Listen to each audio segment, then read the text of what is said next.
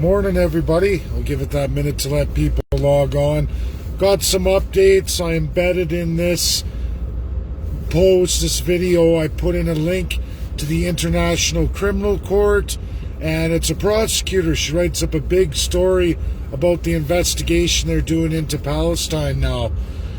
So we put out that letter, went out to all 5 main UNSC members who absolutely vote on International Criminal Court decisions, whatever they come up with, and it goes to those 5. I took the liberty of going to the 5 first, give them a heads up that this is what the intention is of concerned citizens in Canada, and it's over Pastor Coates being placed in prison over freedom of religion. However, enshrined in our Charter of Rights and Freedoms is also freedom of movement. Now, the world-binding powers have ruled that we're in a pandemic.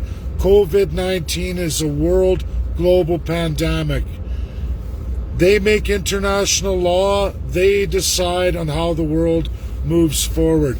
Now, Canada didn't follow suit. All of those countries outside of the United Kingdom have all restricted freedom of movement. Absolutely. UK is a binding 5 member. They decided not to. Many people in Hong Kong were given permanent citizen status. For Canada as well, the same exact thing was done, whether that's through the UK or through our politicians. We're supposed to be a sovereign country. That's what the world believes. They don't believe we're in colonialism that they know of. So why did Canada make that decision to say it's okay to put freedom of movement up here when we know absolutely viruses and airplanes are absolutely the #1 source of spreading any viral infection throughout the world? Canada continued on that road.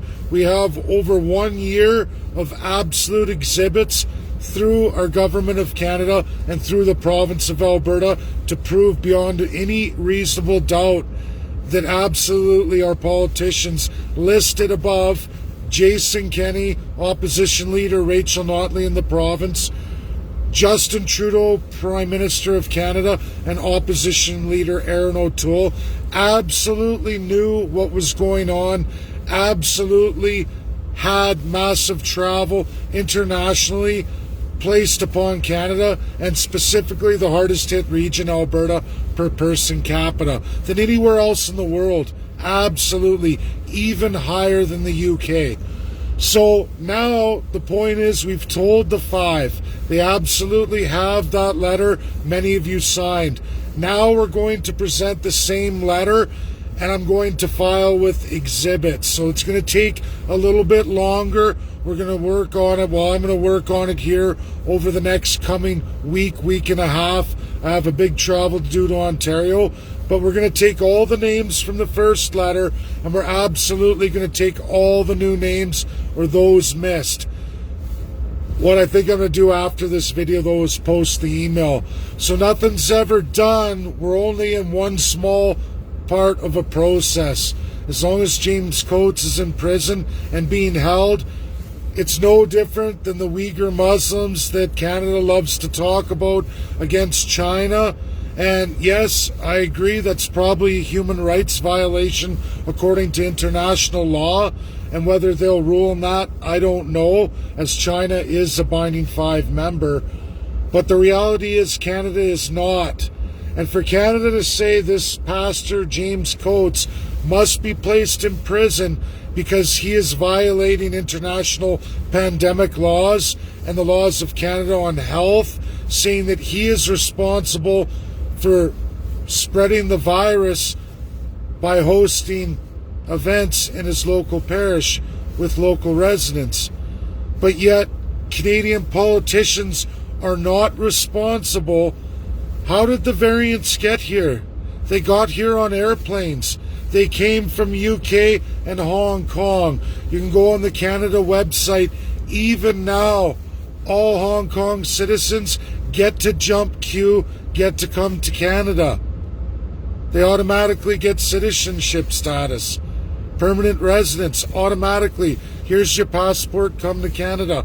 Now, they have placed recent restrictions on that travel, but absolutely from the entire pandemic, from March all the way till December, there were zero restrictions on that foreign travel.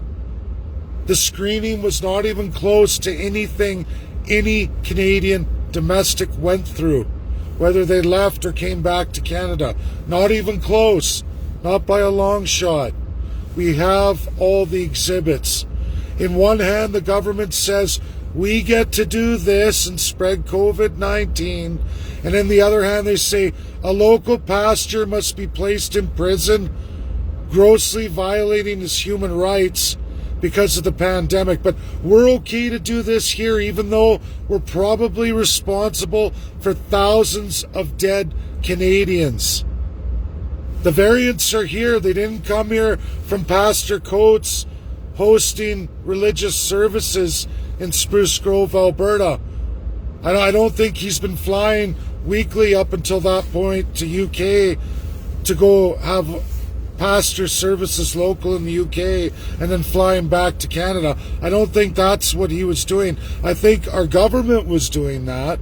I think that they were working with the United Kingdom against Canada's supposed to be sovereignty. It's written right in our Constitution. Absolutely all of our immigration swear an oath of allegiance to that system. We are in a constitutional crisis. We don't operate on the world stage anymore, Canadians. We're not even close. A lot of people like to place a boogeyman UN, and they say it's the UN, it's the UN, it's the UN. The General Assembly of the UN, which is every nation in the world, most of which of the world that has UN status, a sovereign state, since 1946. That's the new world system. Absolutely run by all the allies of World War II, 100%. The General Assembly is one of 6 organs with zero ability to enshrine anything into international law. It must go to the 5, and those 5 allies decide, and it has to be unanimous, all 5, if that's to be binding law. There are binding laws in this world, and then there's non-binding. When you hear the term non-binding, it means your country has taken that from the General Assembly, not ratified, which means not passed by the binding 5 allies. Last time I checked, Canada was an ally. Why would Canada enshrine laws against the binding 5, the allies of World War II, when they say no? Doesn't matter if 4 say yes and 1 says no, it means no. They accept this. The world must accept this. It's been that way since 1946. Canada, for many decades now, has decided through our politicians, we're going to give our sovereignty to one of those states in absolute violation of international law, and say that we'll go with whatever this other state says no matter what. That only works if you're a UNSC binding member. Canada is not and has never been. We've sat on the council. We've never had the veto power or the power of a binding 5 member. There's no reason on this earth for any nation to operate in that manner unless you're fully autocratic. When you go through the link here, you're going to see that international court talk about some of this in relation to Palestine. Another thing I got this morning was Bloomberg News, where they go through the binding 5 members. USA is waking up, and so is the left media. They're starting to go, oh, wait a minute. Maybe we haven't seen things exactly as they are. And then Americans start to see, at least from the left side, oh, wait a minute. We have majority shares in World Financial, World Bank, World Monetary Fund, International Monetary Fund. The States is in deep. It all started in San Francisco, California. The world is the way the Allies made it, and there isn't anyone getting out of it. That's just the way it is. I didn't make this world. It's to teach everybody how we are to operate in this world. Canada wasn't supposed to operate this way since 1952. Russia and USA are waking up to the reality of how Canada's operating. That letter made a difference. It's making a difference. And they're going to work together. If anyone missed Linda Thomas Greenfield's presentation, Russia was right up there. Rupley News was there. They asked on behalf of Putin, are we going to be able to work together now? And USA said yes. Things change. People come on board. Things happen. We can either be a part of it, stay cutting edge, and go forward with the world as it is and learn how to properly work within it, or we can sit back, sit with our country in the garbage can, continually going down the international toilet. We can blame every boogeyman. Oh, it's the International Billionaires Club. They're destroying us. Oh, it's the UN. Oh, it's this. That and those things will always be here for us, people.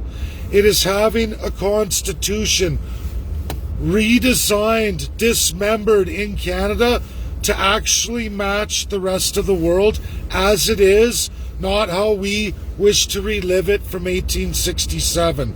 That world of the League of Nations, Age of Empires, is long gone. Gone by, it's over. There are 17 nations, 18, 19, 20, including Canada and some other Commonwealth countries, that absolutely seem to be unable to get out of this. 17 of those 20 absolutely want out, are banging and banging and banging on the international door to get out of the problematic situation. But not Canada.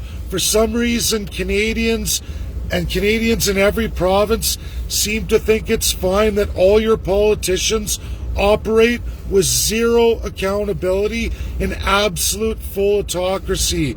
That somehow having codification of a constitution, like almost the rest of the world, regardless of their problems outside of absolute autocrats and dictators. What does that tell you? You're either in a country of dictators or autocrats. I've been studying this. It's absolute autocrats. Every single party. Not one premier in the history of Canada across any province has ever wanted to enshrine any kind of constitution cementing 2/3 of your rights. You can look at Russia. There's over 100 constitutions. 100. There's the federal constitution, the federation's constitution. Everyone keeps going, Putin, Putin, oh, he's an autocrat. He is like an EU of a Russian federation. There's over 20 republics in that federation, as well as 85 regions. They all have constitutions. Whether you like their system, their laws, their governance, they all have different rules for legislatures or parliaments or assemblies, much like the United States. Not maybe as democratic as the United States. That's not our business. Our business is what rights are the people enshrined with. We have none in Canada. 2/3 of them are not enshrined at all. They're subject to whatever politician you elect, premier in any province or territory, and they do absolutely, in a majority government, anything they want. Age of Empires, kings and queens. That's absolutely what the Canadian system is and has been. The Charter's getting trampled on. Jason Kenney's trampled on it. He's removed the criminal court, your right to go to trial for all kinds of things. That's coming. 3 phases of a bill on that just passed last year. The Lieutenant Governor checkmarked it. Another foreigner from another country who's barely been in Canada, friends of Prime Minister Justin Trudeau, Yes, Jason Kenney, take away their rights. It's unconstitutional, even in our very, very limited Canadian Constitution. One of the worst constitutions in the world, besides another 20 countries that have similar problematic constitutions. We have to wake up. Only we can change it. It does take a vehicle. It takes a party. I ask all of you to share this and say this to people. Why is it nobody wants to challenge anything in real international arenas, real international binding law? Why is it every political party points the finger and says, not my fault, it's somebody else's? How come not one political party thinks it's a problem that we don't have any regional authorities that give the power to the people? No enshrined rights. We elect singular politicians every 4 years to have absolute autocratic power over us. Why is that not a problem, everybody? It's 2021.